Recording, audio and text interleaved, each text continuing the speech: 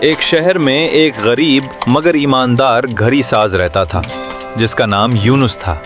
اس کی دکان چھوٹی تھی، دیواریں پرانی تھیں، مگر دیواروں پر لگی گھڑیاں ہمیشہ صحیح وقت بتاتی تھیں۔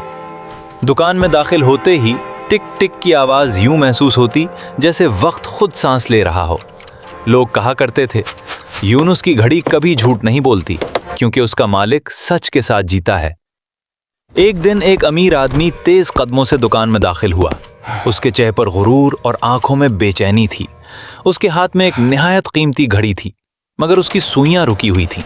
امیر آدمی بولا، اگر تم نے یہ گھڑی فوراً ٹھیک کر دی تو میں تمہیں وہ دوں گا جو تم نے کبھی سوچا بھی نہ ہو۔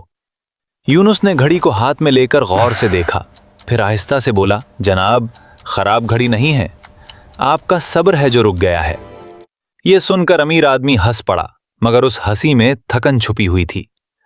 میرے پاس وقت نہیں، مجھے دیر ہو رہی ہے۔ یونس نے سکون سے اوزار اٹھائے اور کام شروع کر دیا۔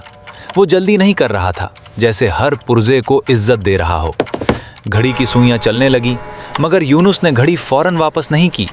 امیر آدمی نے بے چینی سے کہا، چل رہی ہے تو دو نا، 1 منٹ بھی قیمتی ہے۔ یونس نے سر اٹھا کر کہا، جناب جو وقت کو دوڑاتا ہے وہ زندگی کو تھکا دیتا ہے۔ ناراض ہو کر امیر آدمی دکان چھوڑ گیا۔ دن، ہفتے اور مہینے گزر گئے۔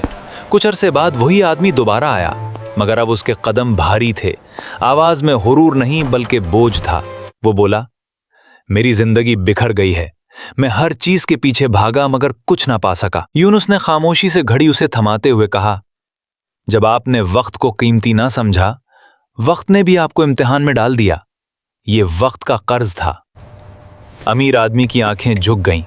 اس نے پہلی بار گھڑی کی سوئیوں کو نہیں، اپنے ماضی کو دیکھا۔ اس دن کے بعد وہ آدمی وقت پر آنے لگا، لوگوں کو سننے لگا اور ہر لمحے کو سمجھ کر جینے لگا۔ زندگی آہستہ آہستہ درست ہونے لگی، جیسے بکھری ہوئی گھڑی دوبارہ چل پڑی ہو۔ سبق: وقت کسی کا محتاج نہیں مگر جو اس کی قدر کرے، وقت اسے زندگی کا صحیح راستہ دکھا دیتا ہے۔